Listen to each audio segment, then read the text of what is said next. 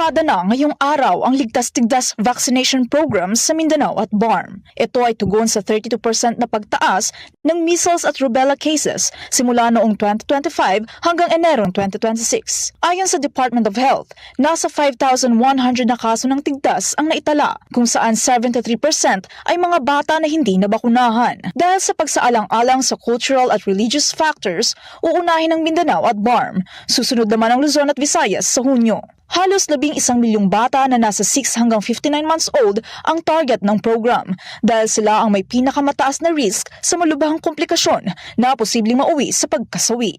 Sa panayam ng balitang konektado sa D1 12:06 AM, binigyang diin ng isang pediatrician na si Dr. Marie Lui ang kahalagahan na mabukunahan ang mga bata kontra tigdas.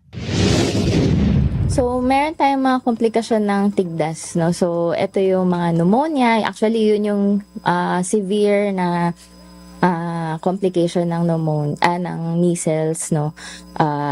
And na can lead to death.